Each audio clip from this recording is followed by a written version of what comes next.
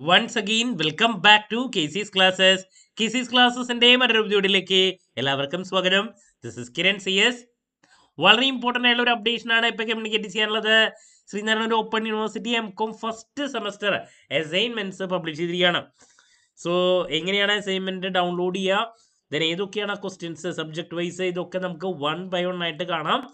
വീട്ടിലോട്ട് പോണേക്കാൾ മുമ്പ് പറയാനുള്ളത്, നമ്മുടെ സ്ഥാപനം ശ്രീനാരായണ ഓപ്പൺ യൂണിവേഴ്സിറ്റി MCOM എല്ലാ സെമസ്റ്ററിലെയും ക്ലാസ്സസ് പ്രൊവൈഡ് ചെയ്യുന്നുണ്ട്. ലൈവ് ക്ലാസ് ഗൂഗിൾ മീറ്റിലൂടെ പ്രൊവൈഡ് ചെയ്യുന്നു. വീഡിയോ ക്ലാസ്സിൻ്റെ റെക്കോർഡും അവൈലബിൾ ആണ്. നമ്മുടെ ക്ലാസ്സിൽ ജോയിൻ ചെയ്യുന്ന കുട്ടികൾക്ക് നമ്മൾ അസൈൻമെൻറ്റ് സപ്പോർട്ടും പ്രൊവൈഡ് ചെയ്യുന്നുണ്ട്. ഓക്കെ, അപ്പോൾ നമ്മുടെ ക്ലാസ്സിൽ ജോയിൻ ചെയ്ത് പഠിച്ച് നല്ല മാർക്ക് മേടിക്കാൻ താല്പര്യമുള്ള കുട്ടികൾക്ക് ഡിസ്ക്രിപ്ഷൻ ബോക്സിലുള്ള എൻ്റെ വാട്സാപ്പ് നമ്പറിൽ കോൺടാക്ട് ചെയ്യാം, ക്ലാസ്സസ് ആക്സസ് ചെയ്യാം. ഓക്കെ, അപ്പോൾ നമുക്ക് എന്തെങ്കിലും വീഡിയോയിലോട്ട് കിടക്കാം. ഇതാണ് നമ്മുടെ വെബ്സൈറ്റിലോട്ട് പോവുക. അതിൽ എക്സാമിനേഷനിലോട്ട് പോയി കഴിഞ്ഞാൽ സൈഡിലായിട്ട് ഇവിടെ അസൈൻമെൻറ്റ് ക്വസ്റ്റ്യൻസ് ഉണ്ട്, അതിൽ ക്ലിക്ക് ചെയ്യുക. സോ അതിൽ നമ്മുടെ പ്രോഗ്രാം MCOM ആണ്.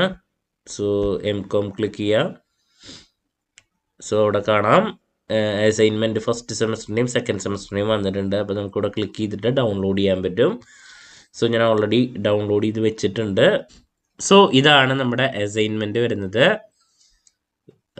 5 സബ്ജക്ട്സിൻ്റെയും നമുക്ക് അവൈലബിൾ ആണ്. സോ ഒരു സബ്ജക്റ്റിന് 2 അസൈൻമെൻ്റ് ആണ് വരിക. ദെൻ ഒരു അസൈൻമെൻറ്റിന് 15 മാർക്കാണ്. അങ്ങനെ ടോട്ടൽ 30 മാർക്സ് ആണ് ഇൻറ്റേർണൽ വരുന്നത് കേട്ടോ. Internal marks. സോ നമുക്ക് ആദ്യത്തെ സബ്ജക്റ്റ് ആയിട്ടുള്ള റിസർച്ച് മെത്തഡോളജി, അതിൻ്റെ അസൈൻമെൻറ്റ് ക്വസ്റ്റ്യൻസിൻ്റെ ഡീറ്റെയിൽസിലോട്ട് പോകാം. Of commerce research methodology 2 set questions ആണ്.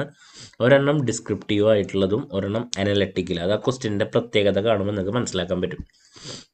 അപ്പോൾ 5 ക്വസ്റ്റ്യൻസ് നമുക്ക് തന്നിട്ട് അതിലേതെങ്കിലും ഒരു ചോദ്യം എഴുതിയാൽ മതി കേട്ടോ. So choose 1 topic from the following 5 assignment options. The maximum score for this assignment is 15 marks. Your response should be written within 7 to 10 pages A4 size paper. Okay, 7 മുതൽ 10 പേജ്. സോ നമ്മൾ ഓരോ സബ്ജക്റ്റിൻ്റെയും സെപ്പറേറ്റിന് ഡീറ്റെയിൽഡ് വീഡിയോ ചെയ്യുന്നതായിരിക്കും. ഇത് just ആ format ഒന്ന് മനസ്സിലാക്കാൻ വേണ്ടിയിട്ട് 1-2 ചോദ്യങ്ങൾ ജസ്റ്റ് ഒന്ന് കാണിച്ചു തരുന്നു. ഇപ്പോൾ ഡിസ്ക്രിപ്റ്റീവ് ടൈപ്പ് ഫസ്റ്റ് സെറ്റിൽ നോക്കിയേ, explain the various sampling techniques used in research, compare and contract probability and non probability sampling techniques, primary and secondary data collection methods എന്തൊക്കെയാണ്, provide examples and explain which each method is most appropriate. കണ്ടോ, research എന്താണ്, അതിൻ്റെ types, social science റിസർച്ചിൻ്റെ significance. അപ്പം 5 എണ്ണത്തിൽ ഏതെങ്കിലും ഒരെണ്ണം.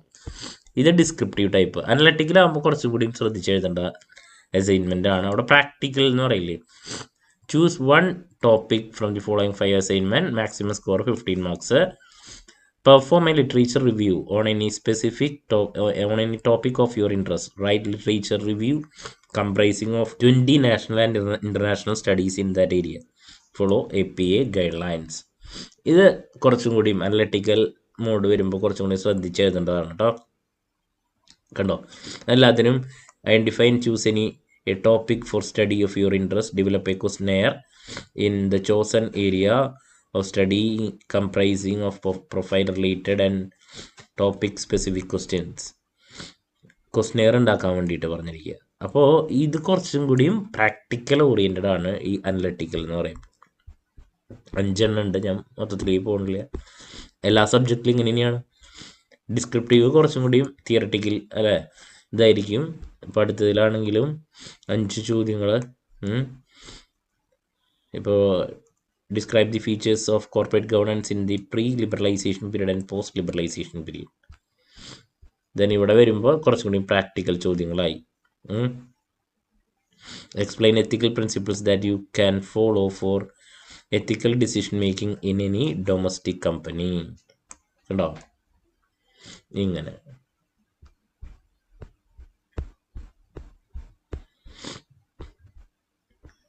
ഇവിടെ ലീഗൽ ആസ്പെക്ട്സ് ഓഫ് ബിസിനസ് അതിലും. സോ ഇങ്ങനെ എല്ലാ സബ്ജക്റ്റിലും അനലറ്റിക്കലും ഉണ്ട്, അതുപോലെ തന്നെ ഡിസ്ക്രിപ്റ്റീവും ഉണ്ട്. ഇത് ലാസ്റ്റ് ഏറ്റവും ഇമ്പോർട്ടൻ്റ് ആയിട്ടുള്ള പ്രോബ്ലം പേപ്പർ പ്രാക്ടിക്കൽ ടാക്സേഷൻ അതിലും ഉണ്ട്. ഇതൊക്കെയാണ് പ്രോബ്ലം ലാസ്റ്റ് ഇതിൽ കുറച്ചും കൂടി ശ്രദ്ധിച്ച് ചെയ്യേണ്ടതാണ്. ഓക്കെ, സോ നമ്മുടെ സ്ഥാപനം നമ്മുടെ അവിടെ ജോയിൻ ചെയ്തിട്ടുള്ള കുട്ടികൾക്ക് അസൈൻമെൻറ്റ് സപ്പോർട്ട് പ്രൊവൈഡ് ചെയ്യുന്നതായിരിക്കും. എങ്ങനെയാണ് പ്രിപ്പയർ ചെയ്യേണ്ടത്, എന്താണ് കാര്യങ്ങൾ എന്നൊക്കെ എൻറ്റയർ സപ്പോർട്ട് നമ്മൾ പ്രൊവൈഡ് ചെയ്യും. നമ്മുടെ ആപ്പിലൂടെ തന്നെ അത് അപ്ലോഡ് ചെയ്യും നമ്മൾ, എങ്ങനെയാണ് അതിൻ്റെ കാര്യങ്ങളെന്നൊക്കെ കേട്ടോ. സോ ഇങ്ങനെയാണ് നമ്മുടെ ക്വസ്റ്റ്യൻസ് ഡൗൺലോഡ് ചെയ്ത് പ്രിപ്പയർ ചെയ്യേണ്ടത്. അപ്പോൾ 30 മാർക്സ് നിങ്ങൾക്ക് ലഭിക്കുന്നത് ഈ രീതിയിലാണ്. ഒരെണ്ണം ഡിസ്ക്രിപ്റ്റീവ്, ഒരെണ്ണം അനലറ്റിക്. ക്ലാരിറ്റി കിട്ടിയെന്ന് പ്രതീക്ഷിക്കുന്നു. എന്ത് ഡൗട്ട് ഉണ്ടെങ്കിലും കമൻറ്റ് ചെയ്യാതിനുള്ള മറുപടി ഞാൻ വീഡിയോസിലൂടെ നൽകുന്നതായിരിക്കും. മറ്റൊരു വീഡിയോയുമായി വീണ്ടും കാണാമെന്നുള്ള പ്രതീക്ഷയോടെ നിർത്തുന്നു. This is Kiran CS signing off. Have a nice day. Thank U.